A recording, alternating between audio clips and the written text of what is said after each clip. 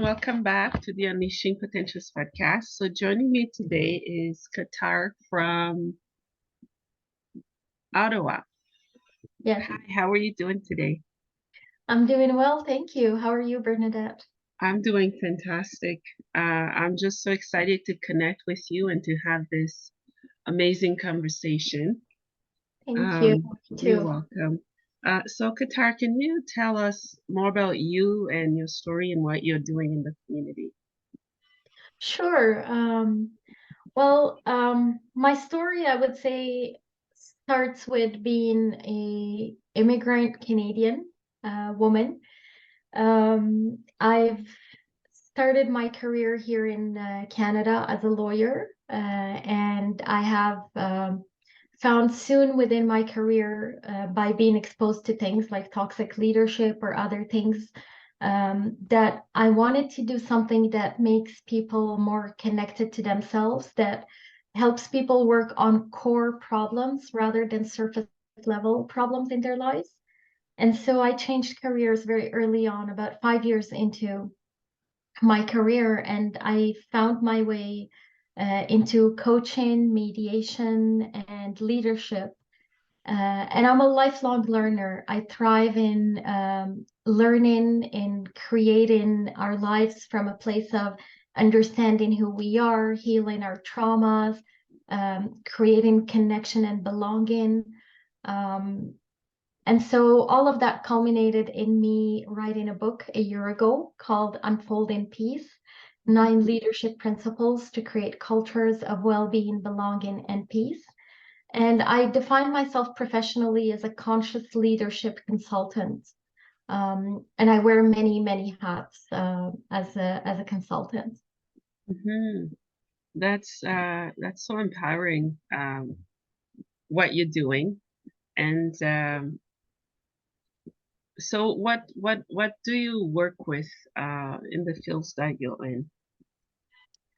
Well, I work in different areas. One area that I work with is literally helping people unleash their potential and really live from the space of their best selves, bring together their passions with their talents, with their strengths Mhm. um, into a career. And so for people who are like me, who don't necessarily fit the mold, who might feel like, there's a term for us called multi-potentialite. And we're generally people who love many different things and find it hard to settle into one linear specific career path. And so I help people like that bring together everything that they love into either a business or a career that in a way that really supports them to grow and thrive. Mhm. Um, and so Mhm. that's one of the things that I do. I also work with leaders in many different sectors. It can be either corporate leaders, it can be leaders who are working on like topics like world peace. I work in the diversity and belonging field. And so across all those sectors, what I do is I do coaching and consulting. And so I have a program that literally leads groups through a 9 to 12 month exploration of effective leadership, communication, and creating a cultural transformation within, if it's a business, within the business, where people really feel seen, heard, valued, where there's psychological safety, where there is a sense of belonging, and all of it from this deep awareness of a person's strengths, how they work best, how people work together in teams, and also working on cultural identities and learning to reclaim the gifts of our cultural and social identities, but also to shed the trauma because for most of us, we experience trauma with our cultural identities. Like for us, for example, being women, being immigrants, there are things that are projected onto us from that that literally limit us at a systemic level and can limit our opportunities. And so I guide people into reclaiming their power and just navigating the world with a deep sense of self-worth that then just creates a different type of environment that they go into. Hmm. I think the work you're doing is very, very crucial and important because when we think of diversity, it's to include everyone, but not everyone feels that they're included. That's Mm-hmm. why I believe your work is so important to women from all walks of life because the truth is there is still barriers. There are still Absolutely. things that we need to continuously work through as a Mm-hmm. society, as a whole together. So thank you for your work. Oh, thank you, Bernadette. Absolutely. And I think it's important that we recognize that we don't feel included because there are barriers that literally tell us at an unconscious level that we don't belong. Mm, And so it's really bringing that conversation out in the open and saying, how can we create a society where all identities are valued? How can we do this work beyond polarization? Because peace is really and conflict transformation is at the core and essence of my work. And as I looked at the field of what we call diversity, equity, and inclusion, there's a power dynamic in very much the word inclusion itself of who gets to include who. And so for me, shifting the narrative to a culture of belonging really says that there is something that's beyond that if we're going to create a world where we are truly all equal and have access to equal opportunity. And we can only do that by seeing, identifying the ways that systemically we are given that narrative at an unconscious level that we are not equal. mm, mhm. Yeah, and the power of the mind is so great. It's so beautiful, and I believe all of us can use it to do so much great things. I love that you were talking earlier about how you help people unleash their potentials, which I love because the podcast name is the Unleashing Potentials podcast. So, Mhm. yeah, what got you interested in the Unleashing Potentials podcast? Well, what got me interested is precisely the title because after I went through my career transformation, and it was really a big one, like letting go of a career that on the surface level looked very enticing. A lot of Mm, people would envy a career in law, and especially working for the government. Um, and it took a lot to let go of that because I felt that my potential was being very limited there. And so mhm, as I embarked on this journey of questioning and looking beyond that, I found that our potential can be so much bigger than we might allow ourselves to believe. When I started this journey, I was navigating a lot of trauma. I was navigating a lot of anxiety. I was navigating chronic pain. I had a lot of things that were happening that seemed mm, disconnected, that didn't make sense naturally, that they were connected to trauma. And as I mm, started to really look at that, I started to see the connection. And what was actually holding up my potential was a lot of the narratives that I had inherited that became psychosomatic um, manifestations of trauma. mm, So mhm, for me, I really love to let people know that there is so much that's possible when we truly embark on a journey of deep healing. And when we do it from a place of almost a sense of relentless belief in that we have inherent potential. And mm, the way to unleash it is not always easy, simple, or obvious. But it doesn't mhm, mean that we don't have potential. I love that. And yeah, all of us have potentials to be more than we can ever imagine or believe. It's like you said, it's working through the trauma and other things that we need to bring out the best version of who we are. And Absolutely. and in the process, we can uh, help others to unleash their own potentials. It's doing the work Absolutely. and having the mindset that it is doable and we can make it happen.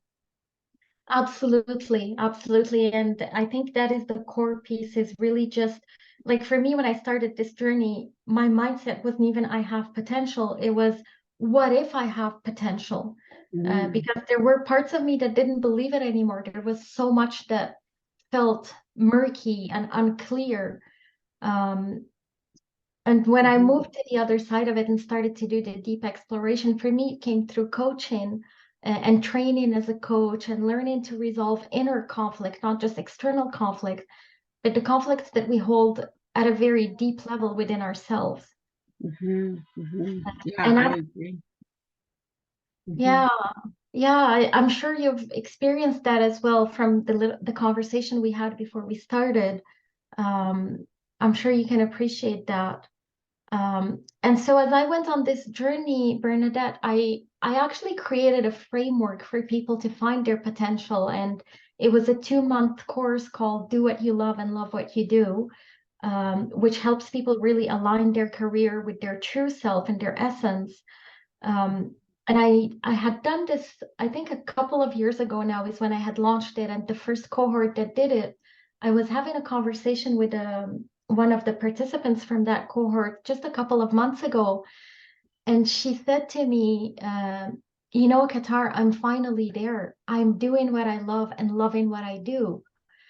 And Mm, this was a participant that also had trauma in their lives in the past. And, you know, it just reawakened this deep mm, desire in me to bring the conversation to the forefront. Yeah, I love that.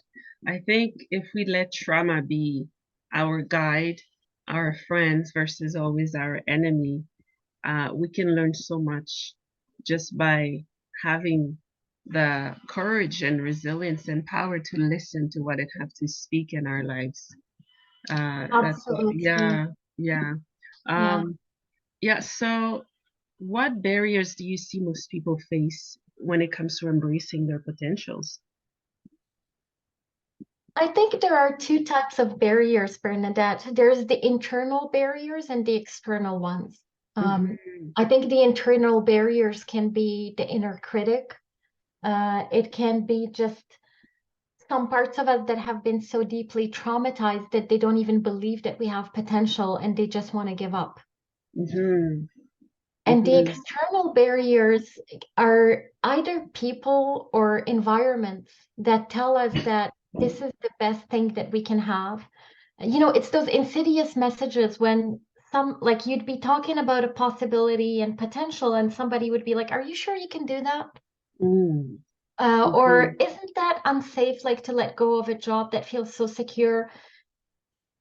And Hmm. and then there are the other type of barriers externally where it's literally you don't have equal opportunity. And so as members of racialized communities, we can be put in so much effort only to consistently find ourselves having less of a result than other members of the same society. Yes, And yeah, you beautifully explained that because it is true. Um, if all of us had the courage to see the truth or to put put each other in our own shoes, to kind of experience what it feels like, what we experience, and some of the things that we experience, whether it's internally or externally, it would make it so much more beautiful if we had collective help, or if we could begin to love ourselves for who we are and where we are and for what we are, Mhm. right? Yeah, Exactly. yeah. I love that Yeah, you brought that we criticize ourselves, and yeah. the internal critic is it's probably the most toxic one. I can say I've struggled with it for a very long time and continue to. It's Yeah, yeah, it's differentiating what's needed and what's real when it comes to that. What are your thoughts? absolutely. And I think that the inner critic, there comes a time when we've faced it enough. You know, you said something beautiful. It's about having that strength to face what we Mm, think is there, right? And when we take that strength and we face even the trauma, we start to unfold a very different story. And mm-hmm, we start to look at that. what might have seemed impossible a year ago becomes possible today with the inner work that we do. Mm-hmm. What seemed like a barrier a month ago becomes accessible today.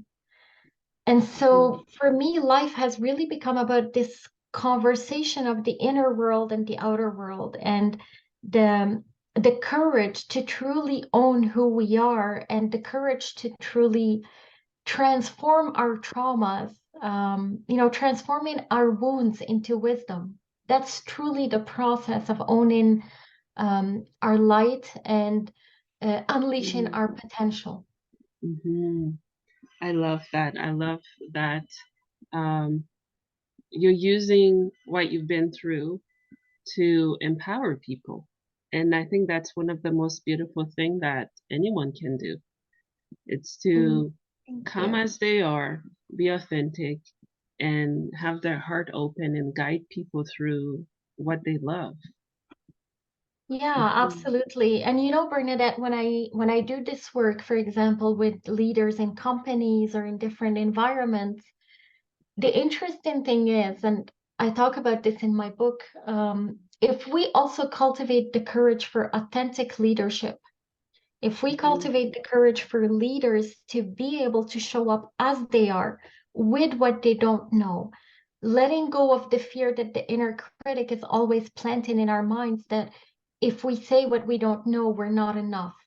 If we let go of that traditional model of leadership where we're constantly thinking we have to command people and we have to tell them exactly what to do, and we start to come in with humility as a leader, and with our full humanity, Mhm.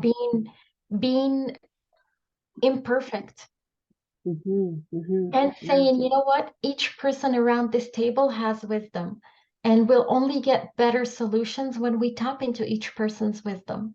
Mhm. Yeah, I agree. There is, Yeah. yeah, there is so much resourcefulness that opens up from that conversation. There's so much psychological safety that opens up from that conversation.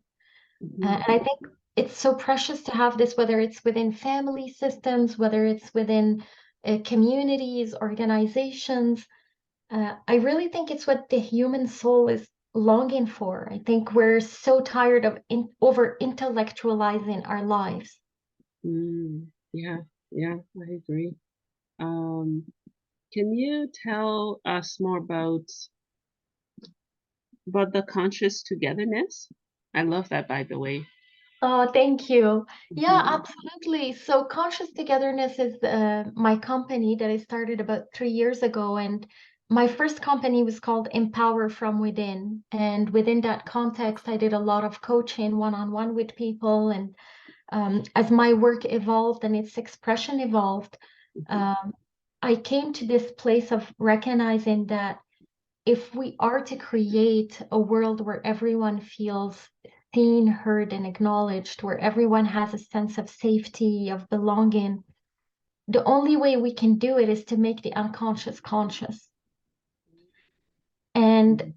as my work evolved beyond working with individuals and really working with groups, the name Conscious Togetherness just came up and made so much sense for me because the journey is no longer about doing the work at an individual level. And I think the social trauma that we're seeing as societies are navigating what it's like to be a collective now really guides us towards that.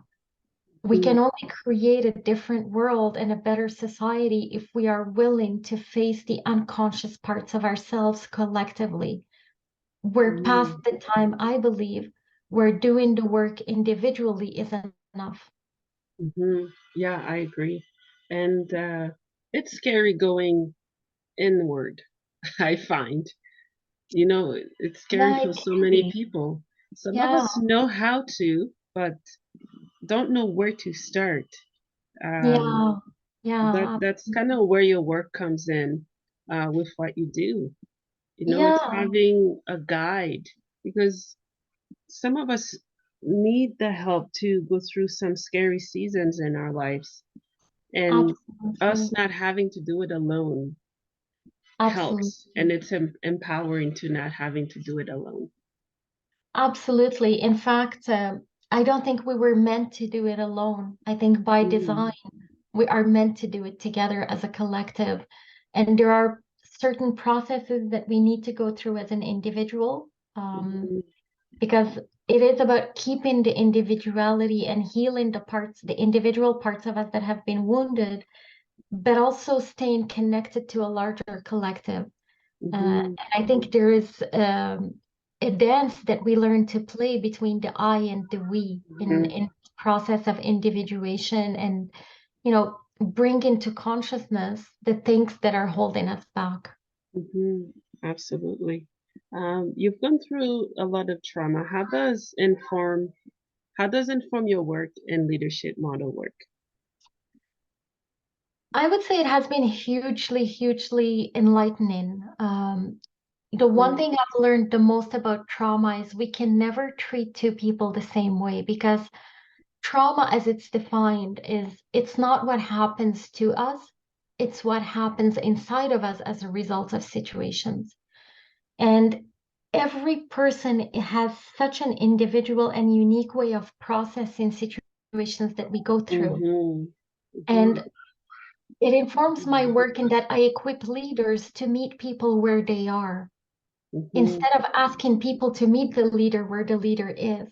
It's about Mm-hmm. learning to speak a common language that gives us and a frame that gives us Mm-hmm. this balance of accountability and care, Mm-hmm. accountability and compassion, um, Mm-hmm. and really learning to allow every person the space that they need Mm-hmm. to process certain experiences and know how to guide them towards resources, because a leader can't support somebody going through trauma beyond just letting them know that they understand what they're going through, that there are resources, and having certain ways of supporting them in the leadership way. But there are things that the person going through trauma and navigating that journey needs to do on their own. Yes, yes. Yeah, I um, agree. Some of us, and some of it we require help, and some of it we must do alone, like you said. I couldn't agree more. Yeah, absolutely. It is Mm-hmm. the case. And so it's about Mm-hmm. learning to navigate those difficult Mm-hmm. conversation and in that difficult space. But I think at the very core of it, it's the very recognition that each person is unique. And we have to learn, like I have this model that I developed, and part of it is about trauma-informed relating, Mm-hmm. which is Yeah. very unique. And I don't know of any other organization that offers this, because it goes beyond just trauma-informed leadership, but it's really about relating at a very core level. And it's Mm-hmm. also recognizing that most of us carry trauma in some way or another. And Mm-hmm. when we don't know that, we bring our traumas into every conversation we go through. And when we get triggered and we're hijacked, we no longer have the ability to operate from our logical mind. We can only react. We can no longer respond.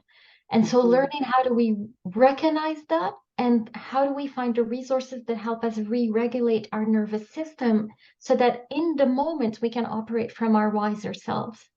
Mm-hmm. I agree. Um, yeah, trauma can teach us so much, but I think sometimes trauma is looked at as if it's always a negative thing or as if it's always a bad thing. At Mm-hmm. least that's how I used to look at it. But Yeah, over time, as I worked with it, I began to understand that it mhm. was my guide, that it can guide us to greatness.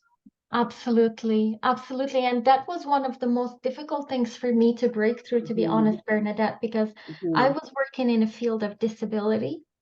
And Mm. so a lot of the files that I worked with were files of people who had been through horrendous trauma and were disabled as a result. And in fact, I Mm. even myself ended up, because of the compounded traumas that I had been dealing with, um, in a place where I had to go on sick leave for a long time, and I didn't know what my ability to work would be after that. Mm. And it really taught me so much. And the one thing that I've learned, I think that really helped me shift perspective and gave me enormous amounts of hope is when I started to read the literature on trauma, when I started to, experiment with different modalities beyond just talk therapy. And I've Mhm, learned a lot also from doctors. Like there are books from doctors that I talk about in my book. There are many resources. But with the field of neuroplasticity, we now know that it's possible to rewire our brains for safety. mhm. And so I recognizing that it just becomes a matter of what are the pathways that I need if I've been through trauma, mhm, what are the pathways that I need to unlock that? It's mm, the conversation no longer needs to be about whether trauma is healed, like can be healed or not. Um, mhm, and yes, there's a lot of work that we can do as a society to mhm, undo the shame around that, because there is so much shame that's still present because trauma often results in mental health conditions. And mm, if we only mhm, look at them through the lens of mental health, we're really leaving a lot of our potential on the table. mhm. I agree. There's shame around trauma, and especially when it's tied to mental health, we some of us we choose to see the illness versus the person. Some of us we Absolutely. choose to see the purpose behind the pain, Absolutely. and it's being able to embrace and help each other to move forward instead of criticizing what we're not and who we should be, and Yeah. just to allow us to breathe and to find purpose and meaning. And Yeah. I love that you shared you had to step back, because with us stepping back doesn't mean that we're not driven, that Absolutely. we've given up on our dreams or purpose. It's learning No. to recognize the body's signal and Mm-hmm. to listen to our hearts and brain, to connect them both together and to work as a team versus against each other when it comes to our minds and body and how they function. Absolutely, absolutely. And one of the things I'm most grateful for is that when I started this exploration, my doctors were open enough for me to experiment with other things beyond just therapy, uh, Mm, beyond talk therapy. And so for me, what I had found is also someone who really works with trauma at a very somatic level, at the body level, and potentially found also coaches that supported me. I was working with both a therapist and a coach at the same time because they had such different lenses and both were equally valuable at that part of the journey for me. mhm, So mhm, I think if we just can believe in the hope that there is something better that's possible on the other side, and we mhm, learn to trust in our own, or to build trust in our own selves and in our own ability to find our healing pathways, mhm, uh, there is so much of our potential that becomes available to us on that journey with time. absolutely. And I love that you work with women. You've worked with all kinds of people, but specifically I women. do. Yeah, what has that work mean to you? What does it mean to you, It's you know?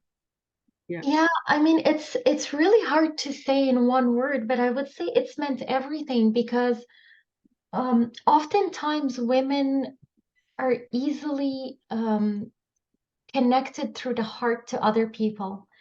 And Mhm, that is a capacity for leadership that is so needed. And it's something that we now teach how to connect to people. When we talk about whole brain leadership as opposed to left brain leadership, it's really about embracing the empathy, embracing the compassion, embracing the intuition.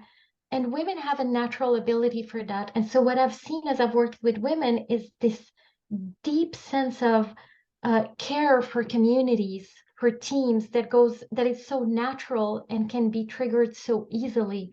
And once that's balanced with the more traditional or intellectual or left brain, women are such amazing leaders for these times because our communities are suffering, our workplaces are suffering so intensely. mhm, And mhm, women are natural catalysts, I think, for a different type of leadership and a type of Mm-hmm. leadership that really is truly more effective. And again, in my book, I talk about all the research that makes the business case for this, because Mm-hmm. it's all been documented, it's all been researched, it's all very clear.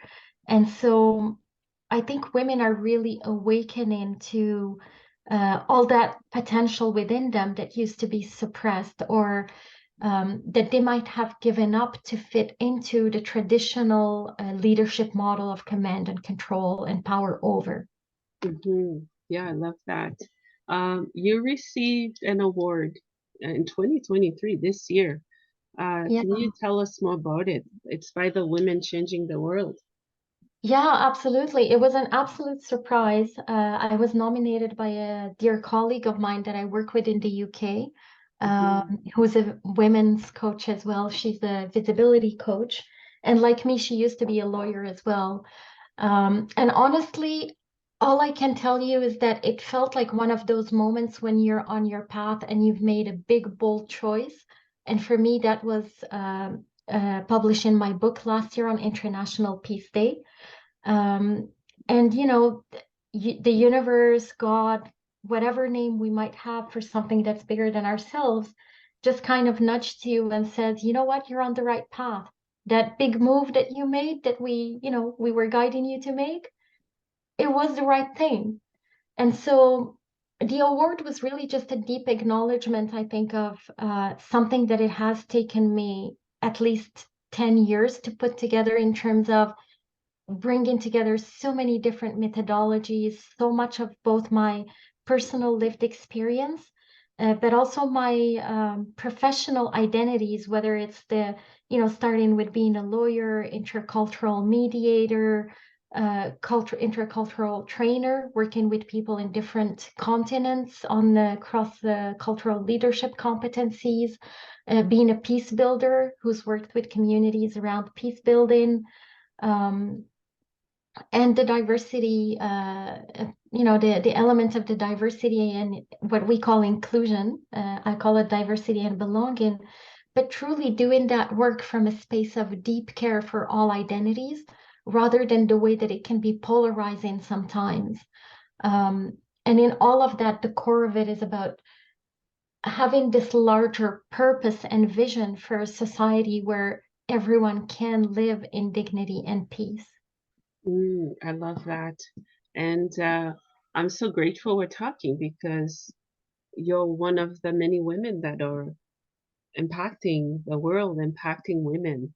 And I look up to you and to women that are doing that because it's needed. It's needed for the generation now and the generation that's coming. They need to see what you're doing and the strong women that are doing it. And Thank maybe you. you're a beacon of hope to a little girl in Africa or in Haiti or anywhere around the world. Maybe Yeah. they're saying she's doing it, so I can do it too. That's the power of what you do.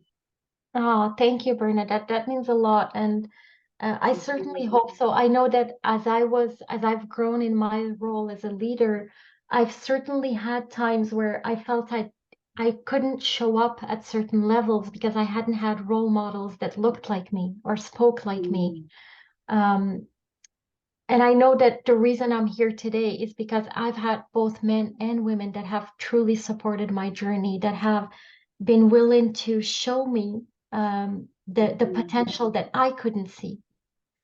So mm, I'm deeply grateful for that. And for me, it's all about making that also available to others. I think mhm, it's about allowing this work to work through us more than anything else. I love that. Thank you. Thank you for sharing. Um, before I Thank, let you go, can you tell me more about your book, Unfolding Peace? I love that title. thank you. Yeah, absolutely. I mean, it's really a book that brings together a lot of disciplines, I would say, and Mm, what I've learned from a journey of living globally as a global citizen, work that's about like the core principles that any leader needs to recognize and have the tools to work from. Because if we're mm, working at the level of strategies, which is the how we do things, we're often going to fail in the same ways we have in the past, or we will create change, which is small incremental improvements.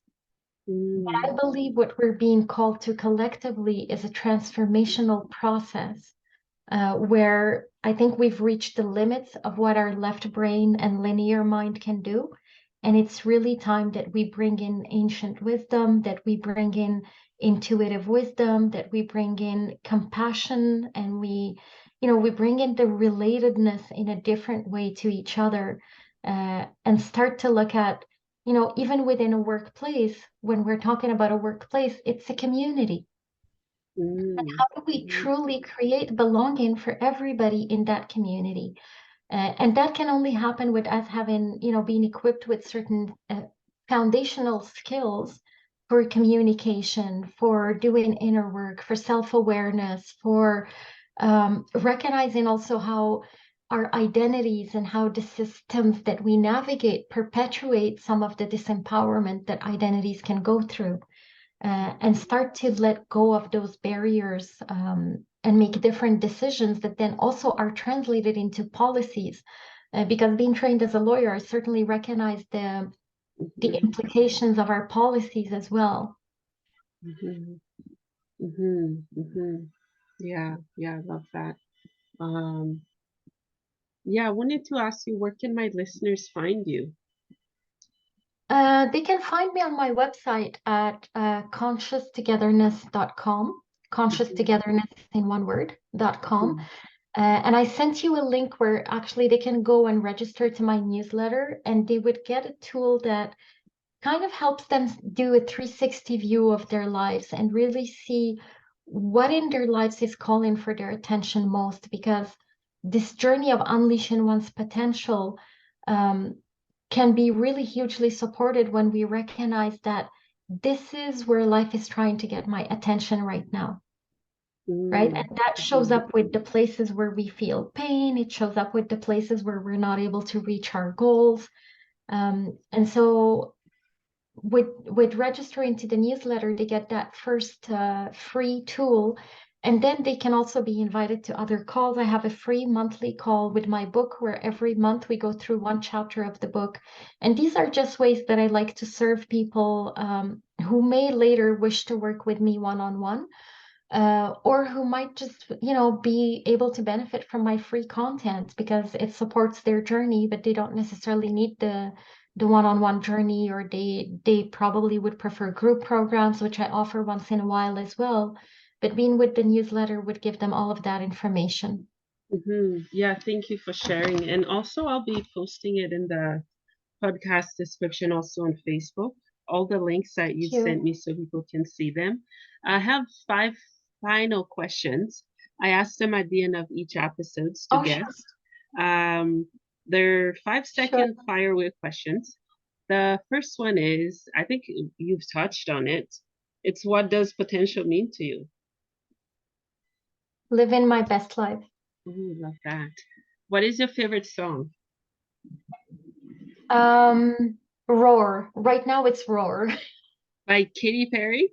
Yes, it changes a Yay. lot, but I yes. love that song too. Who is your favorite author? Ooh, that's a difficult one. My favorite author, I would say Dr. Cilla Elworthy, which is one of my role models and has actually forwarded my book, because she wrote a book called The Business Plan for Peace. And Ooh, it has been for me such a grounding anchor into the possibility of creating a different world, and a world without war. that's beautiful. Um, do you prefer cats or dogs? Cats. Oh, I have cats. I love cats. I used to have one. I have two. They Oh, keep me on my toes. oh, yes, they do. Hmm. What's your favorite movie? Um, Gosh, there are a few to be honest. One of them is The Bodyguard. One of them is The Usual Suspects. Hmm. It's Those are good very different movies. genres of movies. Those are really good movies. Yeah, thank you. Yeah. Um, well, thank you so much, Qatar, for your time. Thank Thank you for empowering women, for helping them, for guiding them you. to unleash their full potentials. And thank you for breaking barriers, for going to the next level, the next step. Thank you for Oh, being a light to thank you so everyone. much. Thank you, Hmm. Bernadette. And thank you for creating this podcast. I know there are so many people that benefit from podcasts, and thank you for having me as your guest. You're welcome.